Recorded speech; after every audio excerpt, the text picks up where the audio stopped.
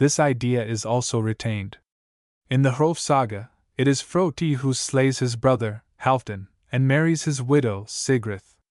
But according to the new arrangement, Ingjalds is Halfdan's brother and slayer. Hence, it is now he who marries Sigrid. According to the Hrólfs Saga, Agnar is Roar's son, but this, apparently, is not according to current tradition. According to Saxo's second book, he is Ingjalds' son and is slain by Bjarki. This conception of him occurs in the Hrólfs Saga also, but towards the close, where Bjarki, in recounting his own achievements, mentions his having slain Agnar. This Agnar is not Roar's son, but the Agnar of the Skjoldungasaga and of Saxo's second book. The Skjoldungasaga, therefore, properly retains him as Ingjalds' son and omits him as Roar's son. Hrock and Hrorik are the same person. According to the Hrólfs Saga, he is the son of Savel and Signy. Ulrich has about a page of comment on him, 183, in which he shows that he, Hrethric, Hrothgar's son, in Beowulf, was originally regarded as Roar's son, but for reasons that need not here be rehearsed, became a fluctuating character. The Skjoldungasaga has made him the son of Ingjald. In the Hrólfs Saga, Roar is said to have married an English lady named Ogian. The Skjoldungasaga also says that Roar married an English lady, but omits her name. Finally, Ingjald is given another son, Froti. He corresponds to Frotivi in Saxo. In Saxo, however, Froti is the slayer of his brother and corresponds to the Froti who appears in the Hrólfs Saga as the slayer of Halfdan. As the Froti who appears in the Hrólfs Saga becomes, in the Skjoldungasaga, the father of Halfdan, and Ingjald becomes Halfdan's slayer, Froti, Ingjald's son, is, as a consequence, assigned the role of joining his brother Hrorik and slaying his half-brother Roar. Thus the idea of Froti, corresponding to Frotivi in Saxo, as a fratricide is retained. But as Ingjald is succeeded on the throne by Halfdan's sons, Roar and Helgi, there is no opportunity for Ingjald's son Froti to become king. It will also be remembered that Froti IV in the Skjoldungasaga, who, like Froti IV in Saxo, was slain by Swerding, or his sons, was himself a fratricide, having caused the death of his brother Ali. Froti IV in the Skjoldungasaga corresponds to the Froti mentioned in the Hrólfs Saga. Thus, as a fratricide, Froti IV in the Skjoldungasaga corresponds to the Froti in the Hrólfs Saga, and as the victim of Swerding, he corresponds to Froti IV in Saxo, while the account of Froti, Ingjald's son, as the slayer of his half-brother Roar, preserves the idea that Froti V, in Saxo, is his brother's slayer. The Skjoldungasaga has, therefore, amply retained the idea of Froti as a fratricide, and contains an account that, in a way, embraces the essential features of the treatment of the same period in the Hrólfs Saga, on the one hand, and in Saxo, on the other. The relationship in the Skjoldungasaga of Froti, Ingjald's father, Swerding, Ingjald, and Swerding's daughter is identical with that in the Ingjald lay. Thus we see how, at the most conspicuous and interesting juncture of the Danish royal line, the Skjoldungasaga harmonizes conflicting traditions. 184. This involves a train of consequences, among which are the following. 1. The short and chronicle-like form, i.e., of the Roar-Helgi story, in the Skjoldungasaga, where the murderer is called Ingjald, not Froti, is taken from the account that appears in the Hrólfs Saga. This account must therefore be earlier than the corresponding account in the Skjoldungasaga. 2. As the story about Froti, Halfdan, etc., in the Bjarkarímur is substantially the same as in the Skjoldungasaga, it must be derived from the same source as the story in the Skjoldungasaga. The Bjarkarímur are, therefore, at this point a later composition than the corresponding portion of the Hrólfs Saga, and this fact affords further corroboration of the idea that the stories in the Rimur of Bjarki's slaying the wolf and Hjalti's slaying the bear are later than the Hrólfs Saga's account of Bjarki's slaying the winged monster. 3. When the Skjoldungasaga says that Hrólfr Kraki met Rani Odin on the expedition to Sweden, though nothing is said about such a meeting in Snorri's Edda, the idea is probably taken from a version of the story essentially as we have it in the Hrólfs Saga. 185. 4.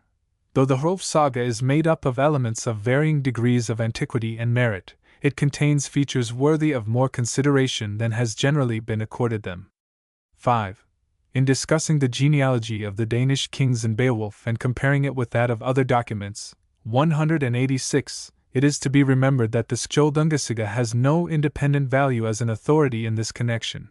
Its value lies in its recognition of a conflict between the Ingjalds lay and the story in the Hrólfs Saga, and its attempt to harmonize the two.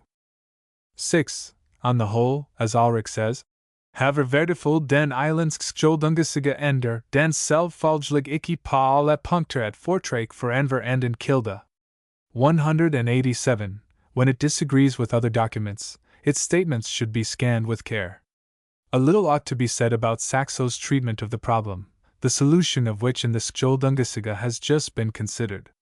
The solution in the saga is based on the recognition of the fact that Froti as a king who was slain, i.e., by swerding, and later avenged by his son is irreconcilable with the idea that he slew his brother, whose sons later put Froti to death, and thus avenged their father's murder. Saxo solved the problem by employing two Frothis, namely Froti IV, Ingjald's father, who was slain by swerding and was avenged by his son, and Froti V, Ingjald's successor, who slew his brother, Harald, i.e., Halfdan in the Hrólfs Saga, and later was put to death by Harald's sons. On the whole, Saxo's story presents something of an attempt to harmonize Danish and Old Norse tradition. The Danish tradition about the Rorhelgi group of kings Saxo preserves in his second book. The Old Norse tradition about them he utilizes in his seventh book, at a point where, in the line of Danish kings, it occurs according to the Old Norse conception of the matter. 188. In the latter connection he repeats certain features of the story as it appears in his second book. Ingjald who appears in the sixth book is really the same Ingjald, second book, whose son Agnar is slain by Bjarki, and Helgi, here called Halfdan, takes to sea, just as he does in the second book. All that concerns Rolf Kraki, Ursa, Bjarki, etc., Saxo omits from the seventh book, but he gives Halfdan, Helgi, a career in Sweden, something like Helgi's second book. Halfdan dies, however, without leaving an heir to the Danish throne, and this solves another problem, for thus the necessity of introducing Rolf Kraki, Helgi's son, again, or some substitute for him, is obviated, and the story of this royal family is brought to an end. Conclusion. We have, therefore, only two versions of the Rorhelgi story, Saxo's version and the one in the Hrólfs Saga, and these have been subjected to a variety of influences and manipulations. The two versions do not, however, always employ the same features in just the same way, as is exemplified in the treatment of the insanity motive, nor have they always retained the same features present in the source of influence, as where the place of concealment of the boys in one instance is a cave and in the other a hollow tree. But the possession of the two versions is valuable in this respect, that they afford a double confirmation of the source of influence, as in the instances just cited and in Frothi's consulting the witch. It is a great transformation that has taken place in the fortunes of Hrothgar, Ror, from the time we become acquainted with him as the famous king of the Danes in Beowulf till we finally see him in the Hrólfs Saga sitting on the throne of Northumberland in England. But the conception of him that excludes him from the list of ancient kings of Denmark seems to have been shared by Snorri Sturluson, for in Snorri's Ynglinga Saga, where Froti, Halfdan, Helgi, Rolf Kraki, and other early Danish kings are mentioned, and where one would expect something to be said about Ror also, his name does not occur, and there is no reference to him whatever. The foregoing explanation of how Ror came to be regarded as king of Northumberland has a bearing on Beowulf criticism. The name of Ror's wife is given as Ogian. In Beowulf, Hrothgar's wife, Wealhtheow, is called the Helming and is supposed to be an English lady. In support of this idea, Sarrazin, 189, and following him, Thomas Arnold, 190, have stated that perhaps we have a reminiscence of her nationality in that of Ogian. But as we have seen, there is no connection between the two women. Finally, let it be stated that not all has been said about the Rorhelgi story that one would like to say. One would like to be able to trace still more in detail the development of the story and account for all the variations between the two versions. Such knowledge is, however, vouchsafed in very few instances. But if what has been said is substantially correct, a little has been added to what was known before about this interesting story. 3. General summary. From what has been said, it will be seen that the origin of the dragon in the Varstra of the Hrólfs Saga has hitherto been unperceived, and the story of Bjarki's fight with the dragon has not been understood. Neither of the two has any connection with Beowulf. The Bjarkarímur throw no light on the Beowulf problem, for the story of Bjarki's slaying the wolf and that of Hjalti's slaying the bear are later than the story of Bjarki's slaying the dragon, and were written by one who had the story of Bjarki's fight with the dragon in mind. Moreover, the story told in the Rimur in connection with Hjalti's slaying the bear is merely an adaptation of the story told in the Hrólfs Saga about Bjarki's father. The Frat of the Hrólfs Saga embodies an earlier form of the Rorhelgi story than is found in the Skjoldungasaga and the Bjarkarímur, and this confirms the idea that the story in the Hrólfs Saga of Bjarki's fight with the winged monster is earlier than the corresponding stories in the Bjarkarímur. Aside from the influence exerted by the Hamlet story, the Frat version and Saxo's version of the Rorhelgi story are the result of influences emanating from the exile return type of story in England, and nor particularly the Meriadoc story and the Macbeth story, which were well known to Scandinavians in Great Britain. The version of the Rorhelgi story which we find in the Skjoldungasaga and the Bjarkarímur is the result of an attempt to harmonize conflicting traditions emanating from events about which we now find the first account in Beowulf and Widsith, as is also Saxo's treatment of the same matter in his 6th and 7th books. The change of names in Saxo's version of the Rorhelgi story is the result of arbitrary action on his part in order to conceal the fact that he introduces into his history the Rorhelgi group of kings a second time, namely in his 7th book, and gives an account of them that conflicts with the account already given of them in his 2nd book. Footnotes. Footnote 1. For these portions of the Bjarkarímur, see pages 47 to 48. Footnote 2. For the story of Bjarki's fight with the winged monster, see pages 20 to 22. Footnote 3. See page 51. Footnote 4. Ant. Tid. 1852 to 54, page 130. Footnote 5. On. 1886, 9, pages 198 to 201. Footnote 6. PBB. 1887, 12, pages 55 to 57. Footnote 7. Bial. Stud. 1888, pages 62 to 63. Footnote 8. Bial. Unt. On. 1889, page 55. Footnote 9. Bial. Unt. 1888, pages 185 to 88. Footnote 10. Stud. 1892, 16, page 80. Footnote 11. The list is Osborn through Win Escito Ricolf Esco Rique Bajawar Berkey Essel Petre Osborn. Footnote 12. P. B. B. 1895, XX, pages 157 to 58. Footnote 13. Stud. 1897, 23, pages 243 to 46. Footnote 14. Notes. Biao. 1898, page 96. Footnote 15. Grunder. 1898, 3, page 649. Footnote 16. Arc. 1903. The article is dated 1901, 19, pages 19 ff. Footnote 17. Olden. Lit.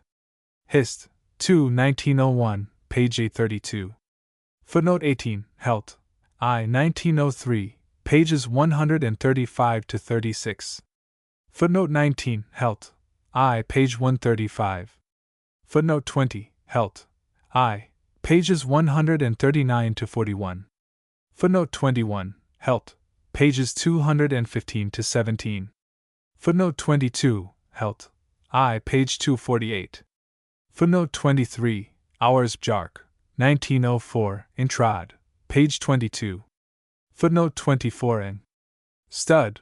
1905, 35, pages 19 ff. The similarity between Gull and Hjalti in the Hrólfs Saga and Hjaldan Hilt in Beowulf was first pointed out by Friedrich Kluge in English Studian, 1896, 22, page 145.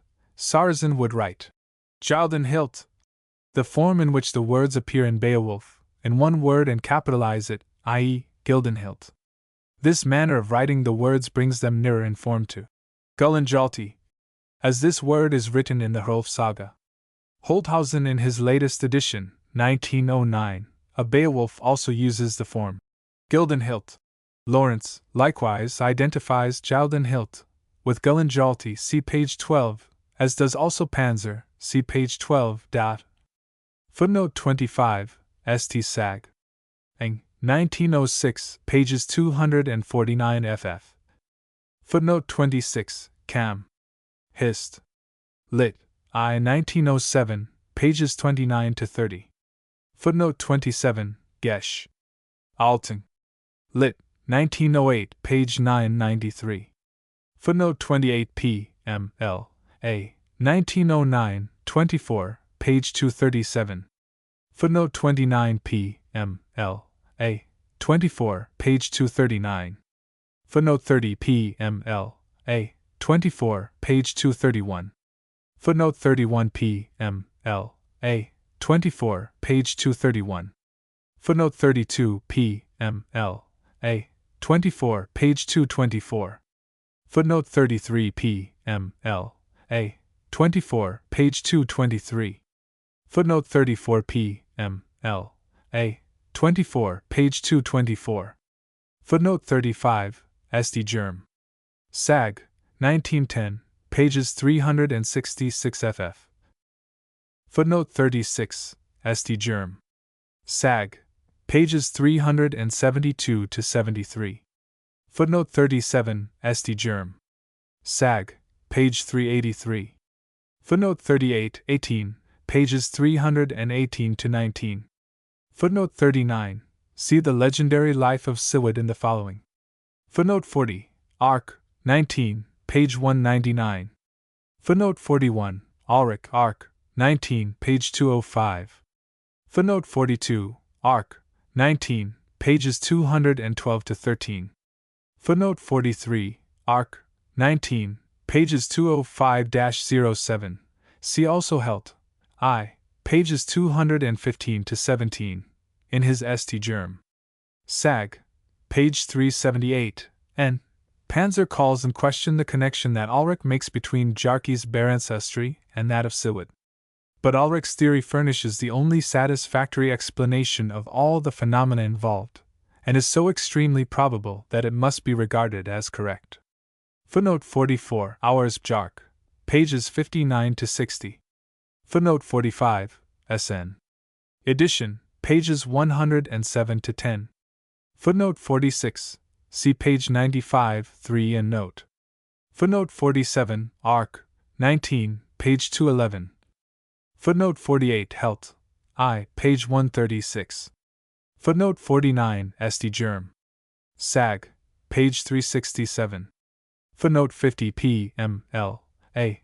24, page 239. Footnote 51, Hours Bjark, pages 68 to 71. Lawrence's translation of the above is as follows. And as the Yule feast approached, the men grew depressed. Bolvar asked Hot the reason. He told him that a beast had already come 2 successive winters, a great and terrible one, and it has wings on its back and flies about continually. 2 autumns it has already sought us here, and it does great damage. No weapon wounds it, but the king's champions, the best warriors of all, don't come home at this time. Bolvar said the hall isn't so well defended as I thought. If a beast can destroy the domain and property of the king, Hot answered that is no beast, it is rather the greatest of monsters. Adder eki dyr, helder at hit mesta troll. Now came the Yule even, and the king said, Now I desire that the men be still and quiet in the night, and I forbid them all to run any risk on account of the beast. Let the cattle fare as fate wills, sem honor. My men I do not wish to lose. All promised to act as the king commanded. But Bolvar crept secretly out in the night. He made Hot go with him, but Hot only went because he was forced to, crying out that it would surely be the death of him. Bolvar told him it would turn out better. They went out of the hall, and Bolvar had to carry him, so full of fear was he. Now they saw the beast, and Hot shrieked as loud as he could, and cried that the beast was going to swallow him. Bolvar commanded the dog, Björnahans, i.e. Hot, to keep still, and threw him down in the moss, and there he lay in unspeakable terror, and didn't even dare to run home. Then Bolvar attacked the beast, but it chanced that the sword stuck in the sheath when he wanted to draw it. Then he pulled so hard at the sword that it flew out of the sheath, and he plunged, it immediately with such force under the shoulder of the beast that it penetrated the heart, and hard and heavily fell the beast down on the ground dead. Then Bolthvar went over to where Hot was lying. He took him up and carried him over to the place where the beast lay dead. Hot trembled frightfully. Bolthvar said, "Now you must drink the blood of the beast." For a long time he was loath to do this, but he finally didn't dare to do otherwise. Bolthvar made him drink 2 big gulps, and eat some of the beast's heart. Then Bolthvar grappled with him, and they struggled long with each other. Bolthvar said, "Now you have become very strong, and I don't believe that you will be afraid of the troop of King Hrólf any longer." Hot answered, "I shall not fear them any more, nor shall I be afraid of you henceforth."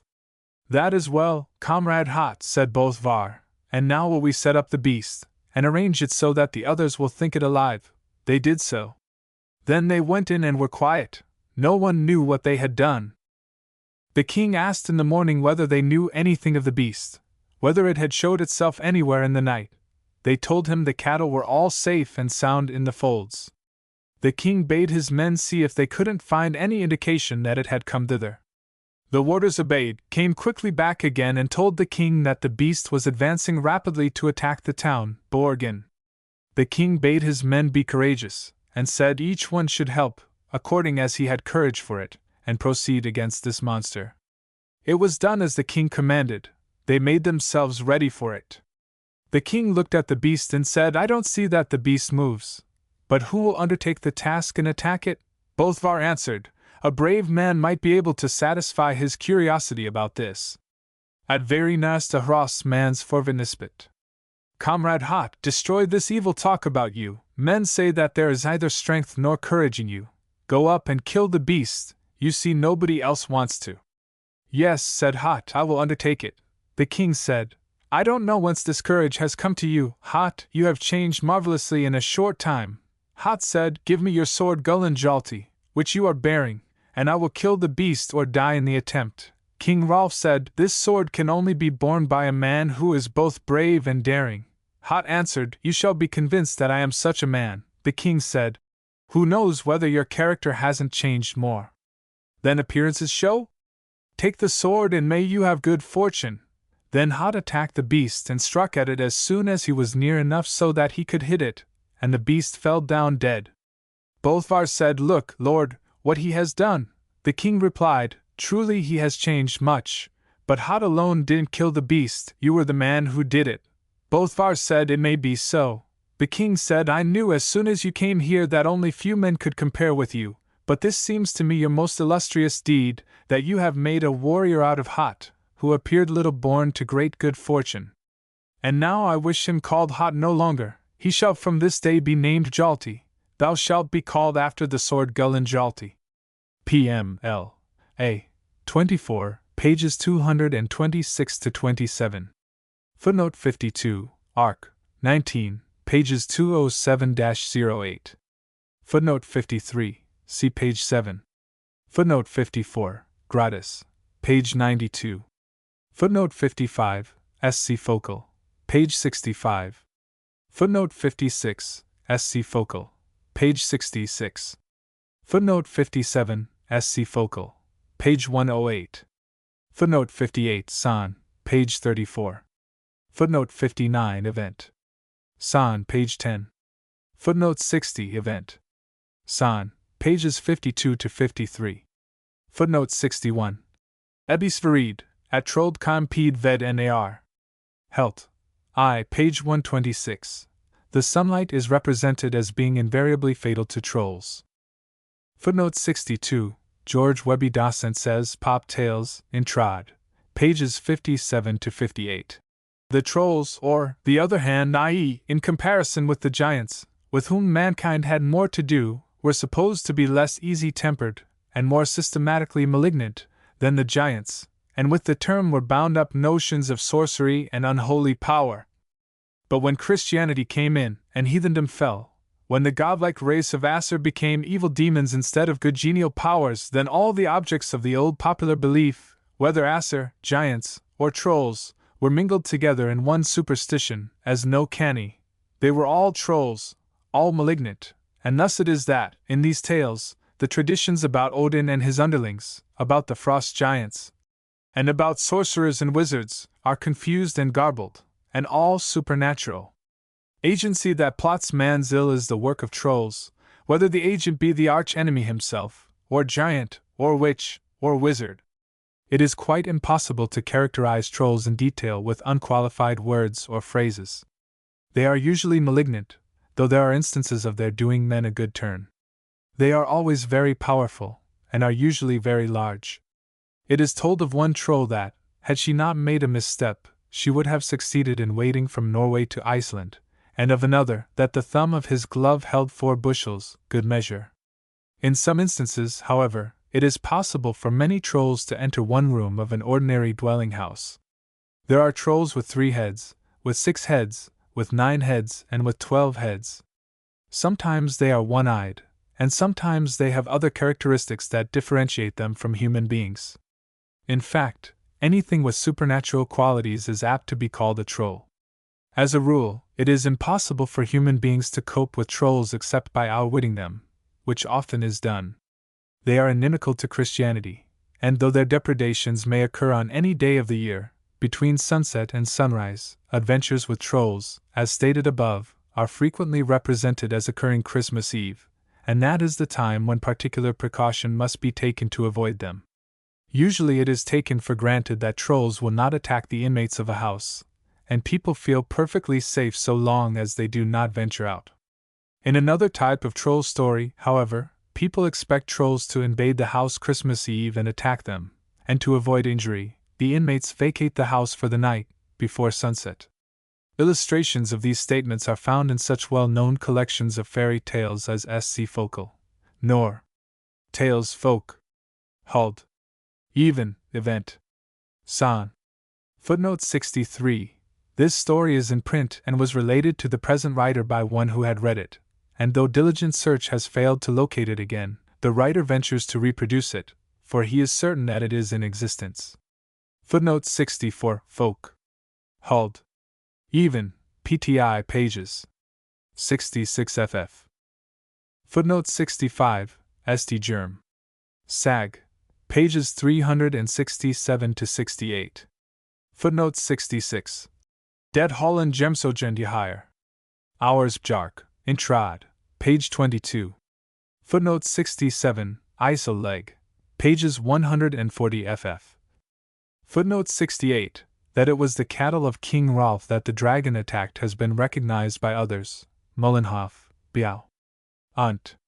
On, page 55, and Chadwick, Cam. Hist. Lit. I, page 29, for instance, but they make no more of the matter than to state it correctly. Footnote 69, Gredis, pp 92 ff. Footnote 70, Folk. Hald. Even, pt2, pages 53 ff. Footnote 71, Helt. I, pages 117 to 18. Footnote 72, p. m. l. a. 24, page 239. Footnote 73, St. Germ. Sag, page 366. Footnote 74, St. Germ. Sag, page 368. Footnote 75, St. Germ. Sag, page 372. Footnote 76, see pages 11 to 12. Footnote 77, Biao. Unt. Ang, page 55. Footnote 78, Biao. Unt, page 187. Footnote 79, Helt. I, page 135. Footnote 80, Nor. Tales, page 366. The sword here in question is just like the sword in Grendel's cave in Beowulf, except that it is not said to have a golden hilt. Footnote 81. Other tales which contain the motive that a strength-giving drink enables one to wield a sword that has supernatural qualities are The Big Bird Dan and the Seven Foals, Nor. Tales, pages 266 and 449. The Three Brothers, Polish, Yellow Fair. BK, page 144, and Lonkenless, Event. San, page 268. It may be urged that in all these instances the drinking imparts strength, not bravery. But the two qualities are closely related, and the saga man makes it plain that, by means of the drink, Hot has acquired both. Bolvar says, "Now you have become very strong, and I don't believe that you will be afraid of the troop of King Hrólf any longer." Hot answers, "I shall not fear them any more." Later Bolvar says, referring to the proposed attack on the propped-up dragon, "A brave man might be able to satisfy his curiosity about this. Comrade Hot, destroy this evil talk about you. Men say that there is neither strength nor courage in you. Go up and kill the beast."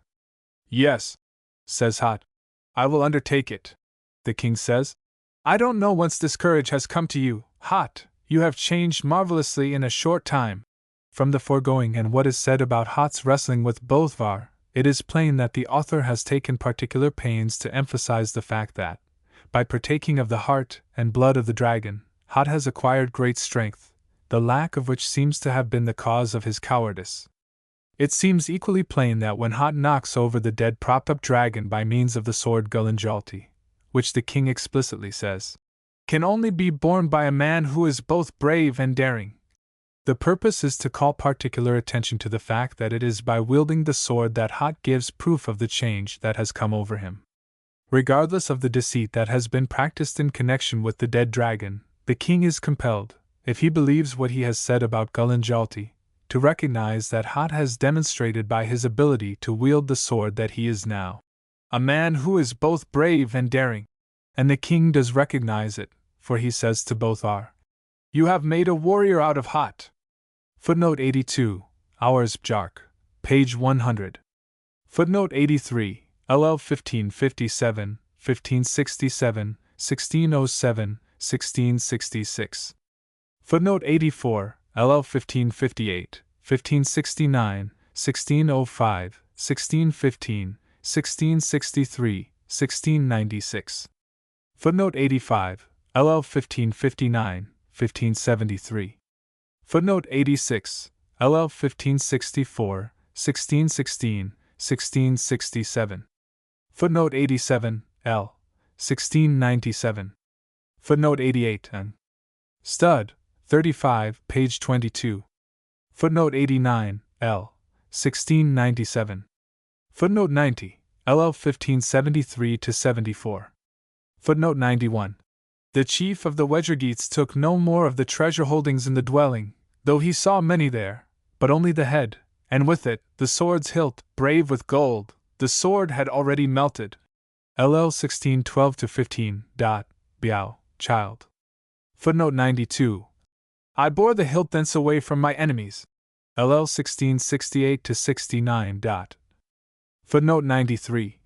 Then the golden hilt, the work of giants long ago, was given into the hand of the old prince, the white-haired battle leader. LL 1677-79. Beow, child. Footnote 94. Hrothgar spake, looked on the hilt, the old heirloom, on which was written the beginning of that far-off strife, when the flood, the streaming oceans slew the giant kind, they had borne themselves lawlessly. The people were estranged from the eternal Lord, the wielder, therefore, gave them their requital through the whelming of the waters. So was it duly lined in rhymed staves on the guard of gleaming gold, set down and told for them for whom that sword was wrought, choicest of blades, with twisted hilt and decked with dragon shapes. Lee 1687-93. Beow, child. Footnote 95, L. 1687. Footnote 96, L. 1698. Footnote 97. He gave the guardian of the boat a sword ornamented with gold. LL 1900-1901. Footnote 98. Then the shield of earls, the king stout in battle, bade fetch Hrethel's sword, mounted in gold. There was not then among the Geats a better treasure in the like of a sword. He laid it on Beowulf's lap. LL 2190-94. Beow, child. Footnote 99. Mort. Diarth, page 480. Footnote 100. And Ellery Ponta says I at Relics. EXTCH roll, page 103. Footnote 101. Preditum oro capulum. Jest. Dan, page 118. Footnote 102. see pages 31 ff. Footnote 103, St. Germ. Sag, page 370. Footnote 104 St. Germ. Sag, page 372. Footnote 105 NOV, page 2. Footnote 106, Hrólfs Bjark, pages 139 to 40 and 141 to 42. Lawrence's translation of the above selections from the Rimur is as follows. Most of the men insulted Hjalti. He was not clever in speech. One day they, Bjarki and Hjalti, went out of the hall, so that the king's men did not know of it. Hjalti was afraid, and cried, "Let us not go near this wood. There is a she-wolf here, which eats men. She will soon kill us both." The she-wolf burst out of a thicket, frightful, with gaping jaws. Hjalti thought this terrible. His legs and all his limbs trembled. Undaunted Bjarki advanced upon her, struck deep with his axe. Fearful blood streamed from the she-wolf. "Between two things," said Bolthvar, "shall you choose, Hjalti, drink this blood, or I will kill you." "No courage seems to be in you," angrily answered Hjalti. "I don't dare to drink blood, but it is best to do it if I must. Now I have no better choice." He lay down to drink the blood, then he drank 3 swallows. Enough for fighting with one man! His courage increased, his strength waxed, he became very strong, mighty as a troll, all his clothes burst open. So he became courageous at heart, he feared not the flight of steel, the name of coward he feared no more, he was equal to Bolthvar in courage. 4. 58-66. He, Hjalti, has gained a brave heart and a courageous disposition. He has got strength and valor from the blood of the she-wolf. The folds at Hlidagard were attacked by a grey bear. Many such beasts were there far and wide thereabout. Bjarki was told that it had killed the herdman's dogs. It was not much use to contending with men. Hrólf and all his men prepared to hunt the bear. "He shall be greatest in my hall. Who faces the beast?" Roaring, the bear ran from its lair and shook its baleful paws, so that the men fled. Hjalti looked on when the combat began. He had nothing in his hands. Hrólf tossed to Hjalti his sword. The warrior stretched forth his hand and grasped it. Then he plunged it into the bear's right shoulder, and the bear fell down dead. That was his first heroic deed. Many others followed. His heart was ever brave in the battle. From this exploit he got the name of Hjalti the Brave, and was the equal of Bjarki. V. 4-13. P.M.L. A. 24, pages 229-30. Footnote 107, Helt. I. page 118. Footnote 108. When, here and elsewhere in this discussion, the Hrólfs Saga is referred to as an earlier composition than the Bjarkarímur, the implication is not intended that the version of the saga which we now have was earlier committed to writing. Footnote 109, see page 51. Footnote 110, St. Germ. Sag, page 367. Footnote 111, Bial. Unt. Ang, page 55. Footnote 112, Bial. Unt, page 186. Footnote 113, Helt. I. page 116. Footnote 114, St. Sag. Eng, page 250. Footnote 115, Jest. Dan, page 56. Elton's translation of the passage is as follows. When he was triumphing in these deeds of prowess, a beast of the forest furnished him fresh laurels. For he met a huge bear in a thicket, and slew it with a javelin, and then bade his companion Hjalti put his lips to the beast and drink the blood that came out, that he might be the stronger afterwards. For it was believed that a draught of this sort caused an increase of bodily strength. Elton Saxo, page 69. Footnote 116, see pages 36 ff. Footnote 117, see, for instance, Sc. Focal, page 253, where dragons are said to have been pierced under their shoulders to the heart. Footnote 118, Finnur Johnson has also been struck by the similarity between the story connected with Bjarki's birth and the second story in the Rimur, in which Hjalti slays a bear. He says, I Rimurn v. 5-14, en Nutail om en Grabjorn. Hrólfs Bjark, Intrad, page 22. Footnote 119, Hours Bjark, Intrad, page 18. Footnote 120, see page 16. Footnote 121, the dogs are here said to be the herdsman's dogs, in conformity with the spirit of the story in its new setting and to differentiate the story from what it is in the place whence the author of the Rimur took it. Footnote 122, Hours Bjark, Intrad, page 22. Footnote 123, see pages 50 ff. Footnote 124, for further proof of this, see pages 81 ff. Footnote 125, see page 11. Footnote 126. In the foregoing no implication is intended as to the identity of the story of Beowulf's fight with Grendel and Saxo's story of Bjarki's slaying the bear. The result, however, of the discussion is to establish the priority of Saxo's story to that in the Hrólfs Saga. Hence, an attempt to identify Bjarki's exploit with Beowulf's exploit must consist principally in an attempt to identify the Grendel story with Saxo's version of the corresponding story told about Bjarki. Footnote 127, pages 175 to 78. Footnote 128. Det elds vittnesbörd sagnet bar 6 I den så kallt Veluspa in Skamma, det heter her, voler aller fra Vialfi. Dene trollgvinden stamfader identist med trollmenden vit, alphas I Saxas Norsk Saga, ognar 6 voldis digtets trollmans remser navner kent sagnfigurer, I Veluspa, hrost fri Saxas Norsk baldersangen. Tor 6 oxa I vial for se hentedning till en bestemt digning, i.e., till det Norsk skjoldingsagen. Desver kende digtets alder ikke vidir noj. Det efter hedensk ogier ditet sam et tillieg til Veluspa, sikkert efter at det digt var blevet udvidet med dvergrimsern. F. Johnson Olden. Lit. Hist. I 204 går det til islandsk og setter det til 2. Havdal af 12 tr. Ulrich's note. Footnote 129, see pages 9, 15, 24.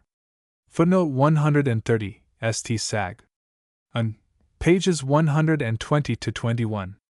Footnote 131, cr. In Melman's edition, pages 45 ff. Footnote 132. Rohr Helgi.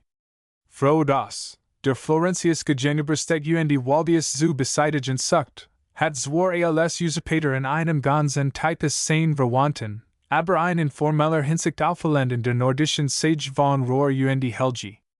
Hier stellt voraus wie Neffen nach, die aber durch ihren Erzier in Sicherheit gebracht wurden. Sie reichen sich später in dem Usurpator in seiner Halle. Bei seinen Nachstellungen las voraus sich tauschen. Für dies sich bietet der Waldius ein Geno parallel, s. 45 to 60. Sein Vorlage konnte die Sage kennen, de SI in England entstanden und beliebt war, und ihr Benutzung must angenommen werden, sobald man die Namensgleichheit Frode, vernicht zufällig halt.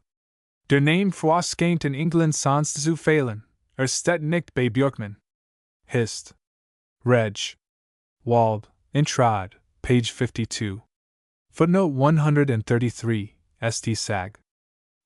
Pages 103 ff. Footnote 134, St. Sag. Page 134. Footnote 135, Hist.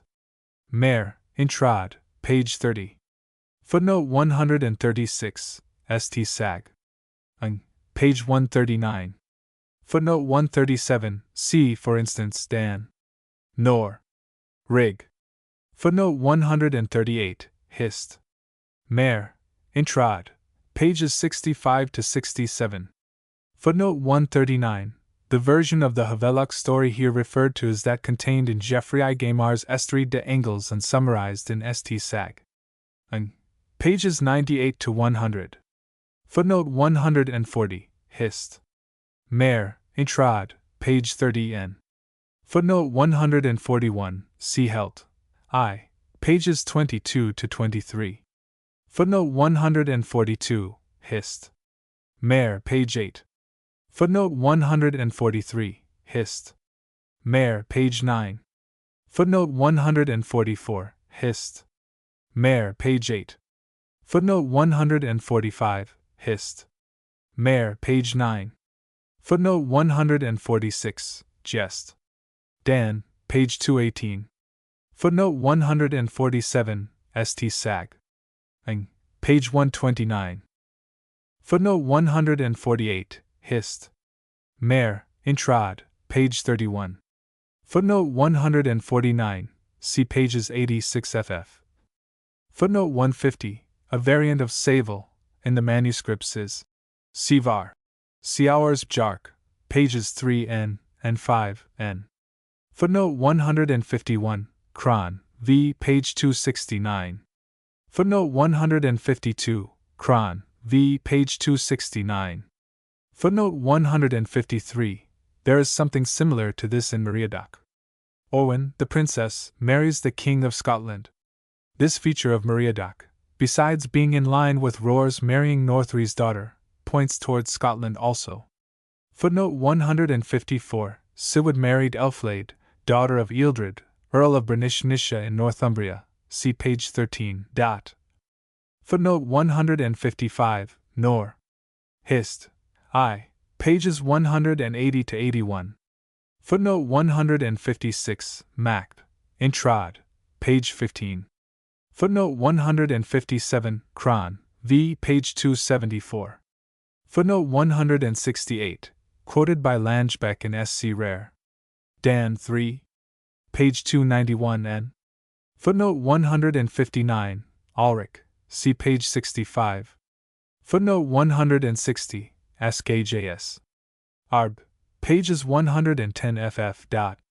Footnote 161, Olden. Lit. Hist. 2, page 665. Footnote 162, see pages 64 ff, where Ulrich's explanation of the development in the relations between Froti and Halfdan, from the earliest to the latest account, is given in full.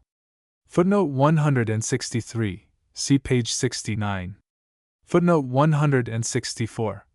6 Finder Skjoldunga Sagas Kongerek bekraftet I de Andre Skrifter. Langfigadel stemmer helt igenom I Kongersekken og. Pa et enkel punkt ner, Ogsa I slechts skabs forholding. Ralv Krakes Saga stemmer ligelids.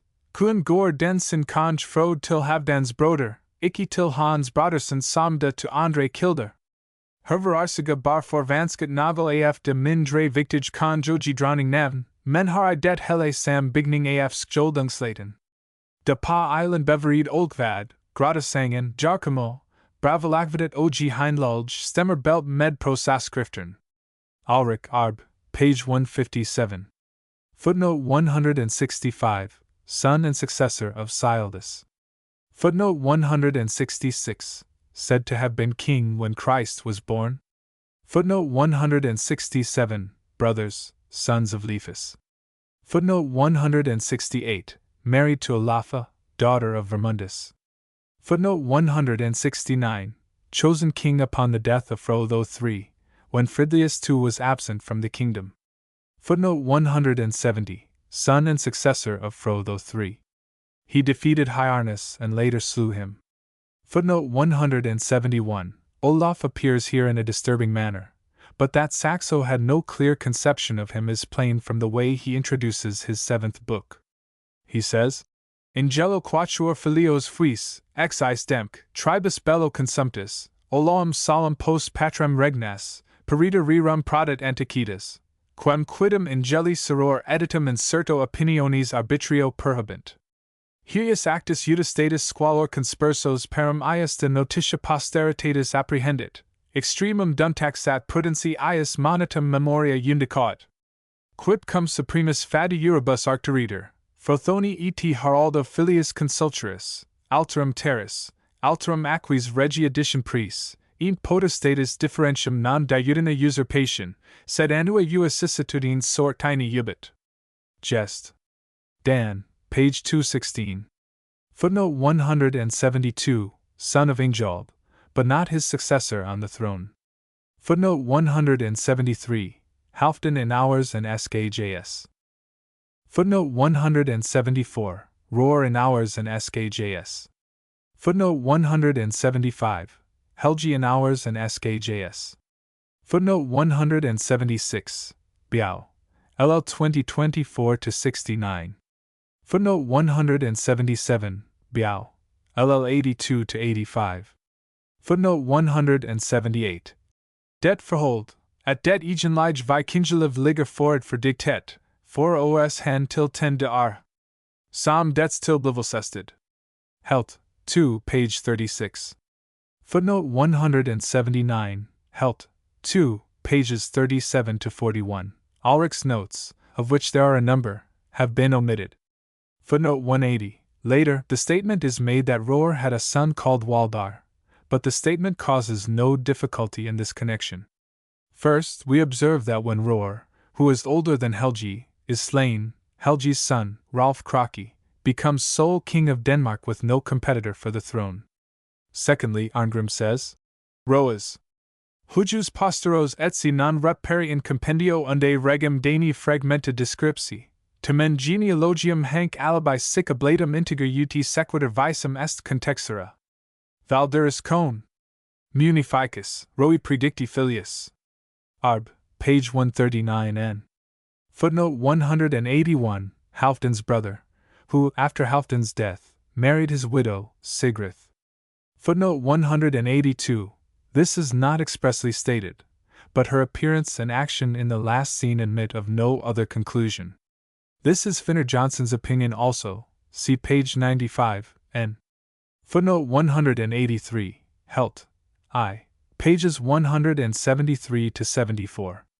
Footnote 184, Finnur Johnson, in his comment on the Frater, regards the version of the Roar-Helgi story contained in the Skjoldungasaga and the Bjarkarímur as earlier than the version contained in the Hrólfs Saga.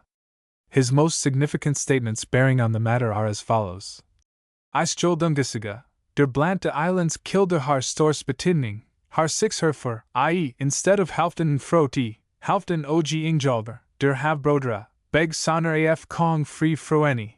Havdans motor en dater af kong joren I sverig, Ingjalds motor en dater af sverting og frods verklig hustru. Harem ved vor saga also in tet. Havdan rifk.